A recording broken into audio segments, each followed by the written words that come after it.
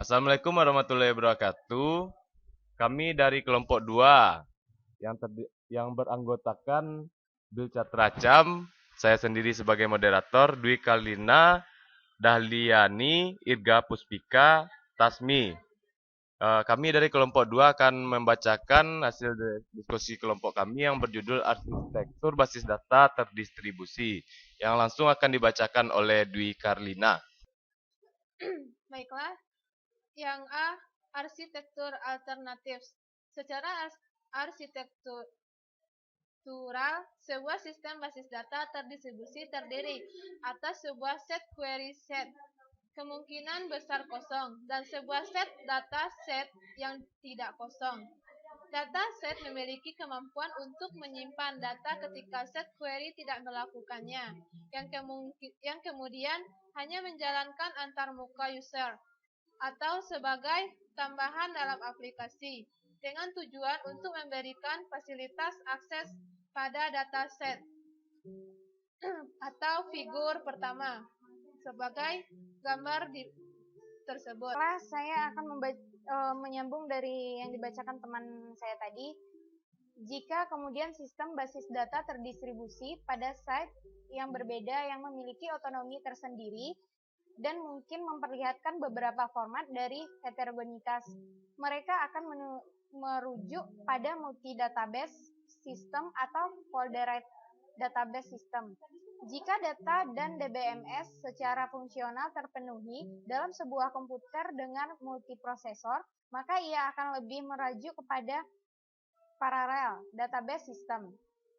Ini merupakan perbedaan mereka dengan sistem basis data terdistribusi yang mana integrasi logik di antara data-data yang terdistribusi lebih erat daripada yang dimiliki oleh multi database system atau federated database system. Namun secara kontrol fisik lebih lemah daripada yang dimiliki oleh paralel DBMS. Terdapat beberapa macam model arsitektural untuk pengembangan sistem manajemen basis data terdistribusi. Mulai dari sistem klien atau server, di mana query set bersesuaian dengan klien ketika data sites bersesuaian dengan server. Untuk sistem peer-to-peer, di mana tidak terdapat perbedaan antara mesin klien dengan mesin server. Beberapa arsitektur ini berbeda berkenaan dengan di mana ketersediaan tempat untuk masing-masing fungsi DBMS. Baiklah, akan dilanjutkan teman kami, Irga Puspika. Dalam kasus client server DBMS, server akan melaksanakan lebih banyak pekerjaan mengenai manajemen data, yang berarti bahwa seluruh proses terhadap query dan proses optimalisasi, manajemen transaksi dan manajemen penyimpanan diselesaikan di server, sedangkan klien merupakan tambahan untuk aplikasi dan antarmuka untuk user. Terdapat sebuah modul DBMS klien yang bertanggung jawab untuk manajemen data yang telah dicaset di klien dan kadang-kadang manajemen kunci transaksi yang mungkin telah dicaset juga. Sebuah standar fungsional dari distribusi klien server dapat dilihat pada gambaran berikut. Baiklah, akan dilanjutkan oleh Tasmi. Baiklah, saya akan melanjutkan pembahasan dari Irga Puspika.